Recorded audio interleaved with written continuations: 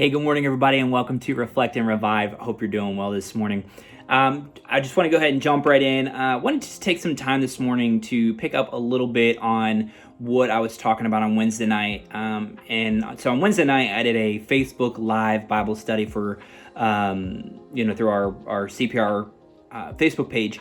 And I was talking about really just talking like that. What's that one word for you this year? And if you could really look in and think and say, hey, what is God wanting to do through me?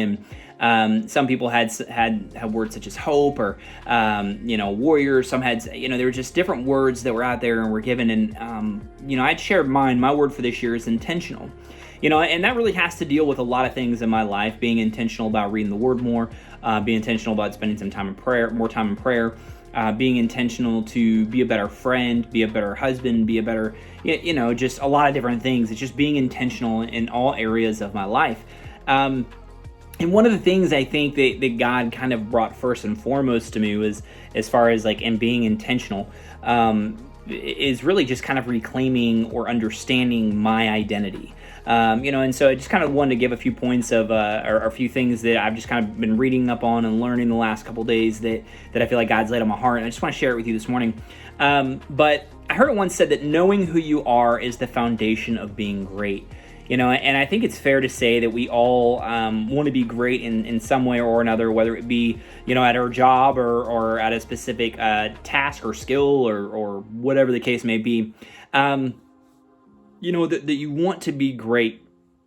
And so I want to talk a little bit this morning about a character from the Old Testament that I, ironically enough, got it from the New Testament, some of my thoughts for this morning. But in the book of Hebrews, chapter 11, it says this: by faith, Moses, when he had grown up, refused to be known as the son of Pharaoh's daughter.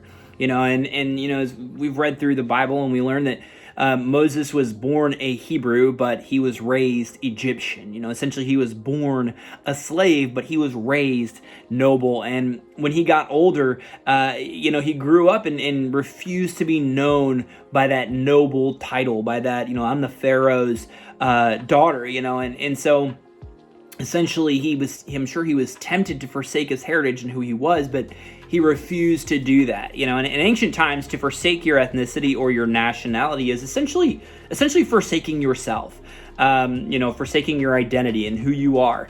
And so I think that's something a lot of times we forget who we are. And so we forsake our identity or who we are or who God's called us to be.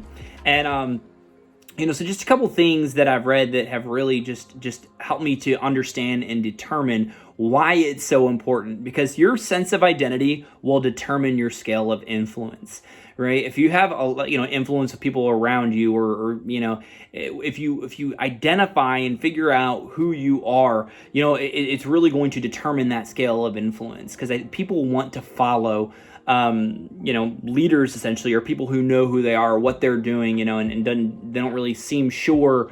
You don't want to be following somebody who's unstable in their minds or ways, or they don't really seem to know who they are. It's not somebody who's going to be worth following. So once you figure out that sense of identity, it's going to help determine your scale of influence. And also understanding that through this self-discovery, it begins where your comfort zone ends. Okay, it's not just this one and done thing where you kind of step out of your comfort zone a little bit and have a little bit of self-discovery, and suddenly boom, you just know who you are. It's a something that's continuously growing. It's not something you've done, but something you should be doing.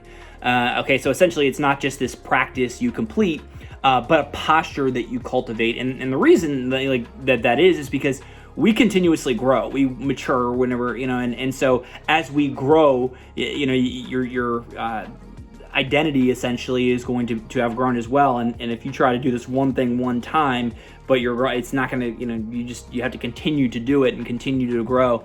And there's several ways to do that, but I think just through time, spending either in quiet time with God, or just kind of asking yourself some questions of what are the things that I prioritize? What energizes me? What grounds me with a sense of purpose?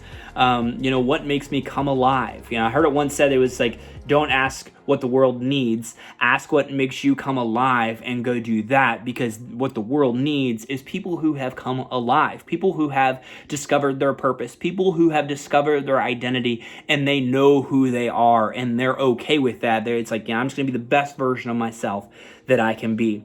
And as I continue to grow, the more I understand this is the more I help me get better, the more I help we get better as a unit. And just think, if all of us had that mentality where we're all trying to individually make ourselves better, and in making ourselves better, we're going to make the team better, we're going to make us better, we're going to make the world around us better. Okay. So there was just that. And then also just the freedom to be more of yourself. Whoever God has made you to be you, and because identity is not what you do. It's, like I said, it's not a title, it's who you are. All right. And what it should always do is identity should always come before activity. All right. And so essentially one thing I've learned is that you can teach what you know, but you will produce what you are.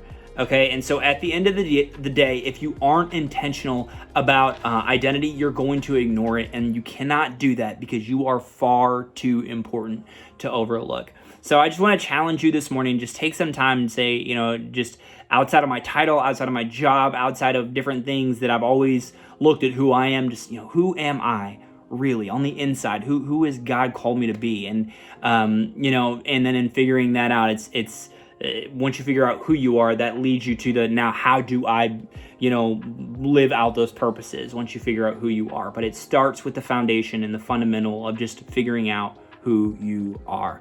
I pray and hope that this has been useful for you, or at least challenging for you. I hope you have a great rest of your day, and I really hope to see you guys soon. As soon as we kind of get out of this in this phase we're in, we're able to get back into service in person, and but I love you guys, praying for you. Have a great rest of your weekend.